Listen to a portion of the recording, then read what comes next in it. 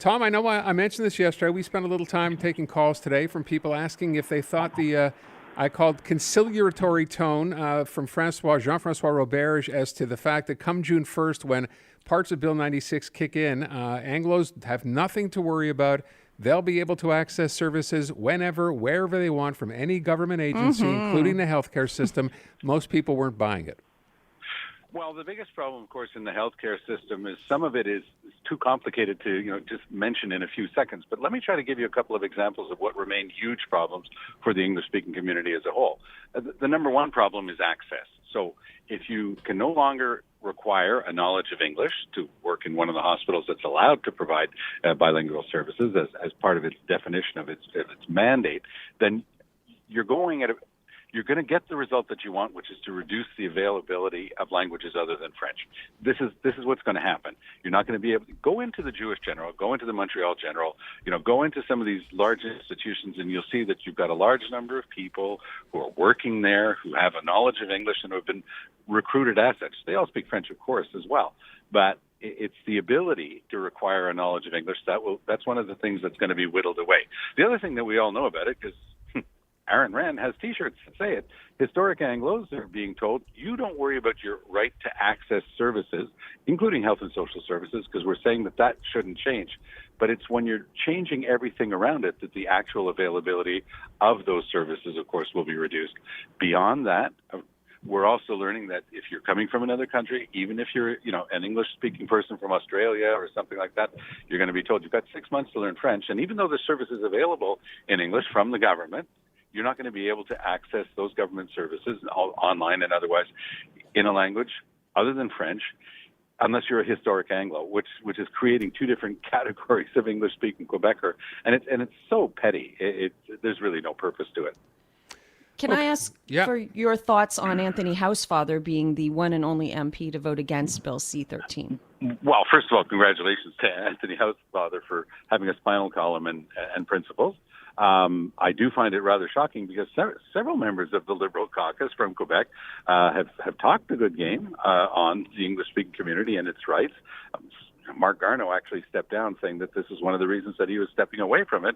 He just couldn't believe that the government was going to incorporate Bill 101 and therefore Bill 96 by reference into the federal legislation that is the Official Languages Act. They're putting it into the Act. They're going to have a specific reference to it, and good luck pleading before the Supreme Court some of the obvious things that should have been done based on past decisions, like the fact that English and French are equal before the courts.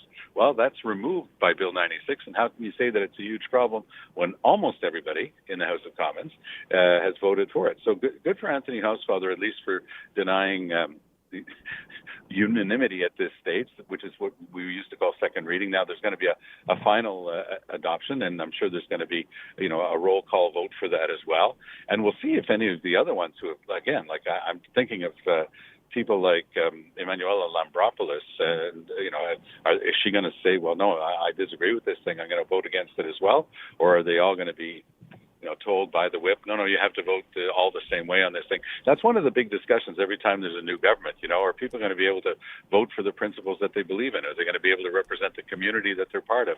And this is a good test of that. When we had him on the air earlier, and I asked him, okay, this thing eventually becomes law. What do you do at that point? Do you become so frustrated you go somewhere else? And he said what you would expect, which is, what? The other parties are obviously far worse than the Liberals as far as this goes, so I'll kind of take the lesser of X number of evils here, and nothing's going to change. Right, but there's only one of those parties that's in power right now. And I don't recall any time in the last election campaign the Liberals saying that they were going to do this sort of thing. Incorporate by reference something that takes away constitutional rights of the English-speaking minority in Quebec. Think of the effect that it could have, because it's all interpretation, on English language school boards. If you look at Section 23 of the Charter, it doesn't say school boards.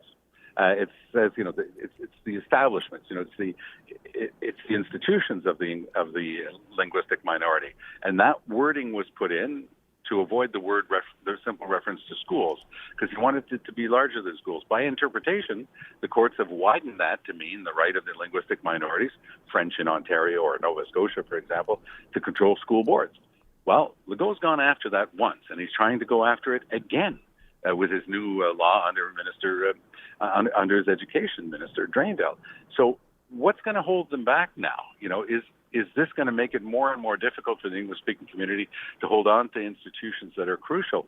School boards are absolutely crucial to linguistic minorities, but the way this thing is set up, there's now only really one linguistic minority in Canada, and that's the French minority.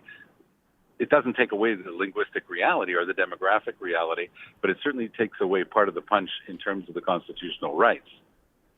You know, I know we've talked about it before in terms of the damage already being done, but, people were just basically saying that they're already experiencing being told, ici on parle français, and that is only going to get worse. They're also being told that they can't bring divorce documents from the United States that are in English, although English documents are absolutely 100% constitutionally guaranteed in Quebec until this thing becomes law, and then the fight begins all over again.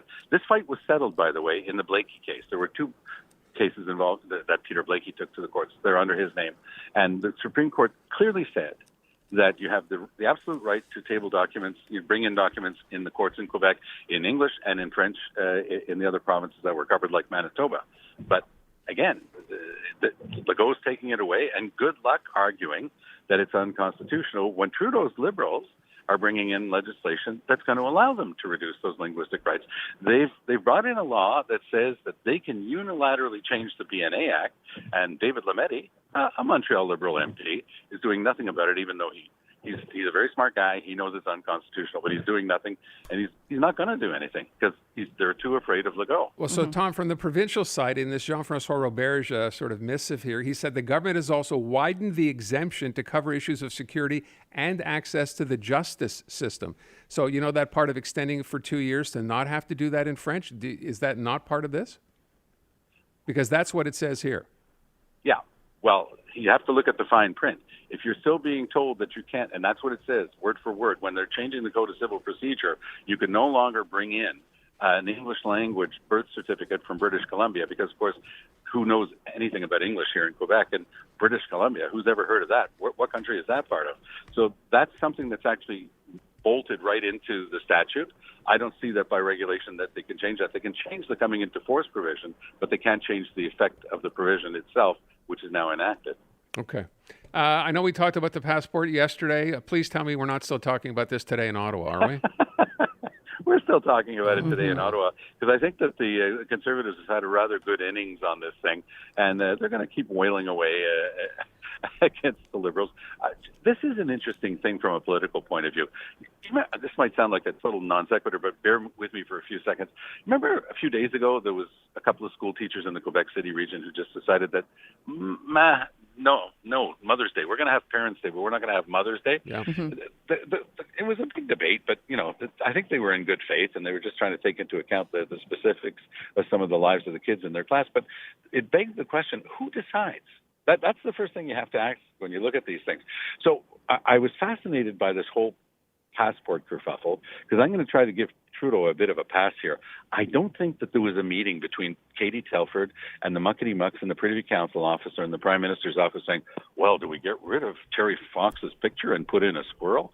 But somebody had that decision. Somebody had that discussion somewhere in that whole nightmarish bureaucracy that is the Ottawa Civil Service.